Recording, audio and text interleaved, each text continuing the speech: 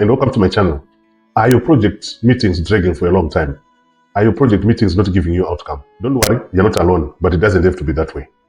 So in this video, I'm going to take you through the process of running a very effective project management meeting. If you're a project manager, aspiring project manager, practicing project manager, this video is for you. It is very apparent that as a project manager, you're able to run effective meetings. Why? In most projects, a project manager is always chairing the meetings.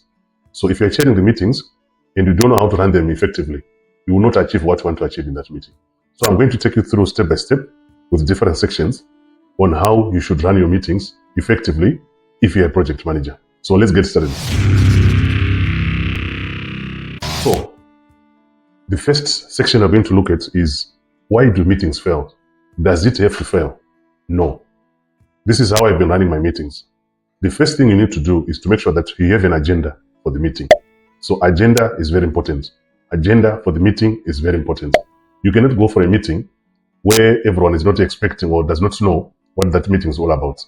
So there must be a very clear agenda of the meeting, and that agenda must be communicated clearly to all concerned parties or participants or stakeholders who are going to be part of this meeting.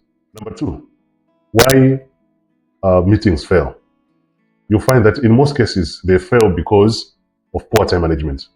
I've seen so many project managers who are not very good when it comes to time management in a meeting. A meeting which was supposed to take 30 minutes, it will take 2 hours.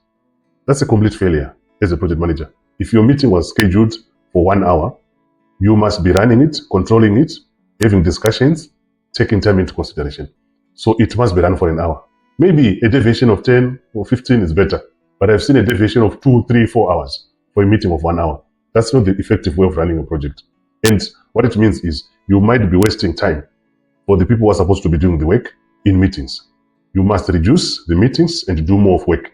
That is the only way that can help the project to be successful. I hope you're enjoying the video so far. If you're new to the channel, don't forget to click the like button, subscribe button, so that you're the first person to be notified each time a new video is uploaded on this channel. Number 3, on why meetings fail, is lack of engagement. From my experience, it is very important for the chairperson of the meeting or the project manager to be making sure that there's engagement from the team. If there's no engagement, that meeting is not going to achieve what it's supposed to achieve. So someone might be asking, what do you mean by engagement? Engagement is a process in a meeting where there are clarifications, there are questions, there are expected responses from the participants. And the chair must have the time to ask the participants their opinions, their guidance, or any of their suggestions based on the topic or the subject being discussed at that particular point in a project meeting. You could be discussing about the past phase. You could be discussing about the past subject. So that is also important as a project manager, to make sure that at least the subject being discussed, there is total engagement from all the participants. It will help the project to be successful. Then, on why meetings fail, number 4, is lack of expected and specified outcome. A project meeting must have specified outcome. A project meeting must have expected and defined clear outcomes. If that does not happen, it will be very difficult for participants to appreciate why they were called for that project meeting. So if you're a project manager, the very important step you have to take is to communicate what is expected out of that meeting. It could be a decision, it could be other action items, it could be any categorization of issues, but at least there must be very clear outcomes, especially at the end of the meeting.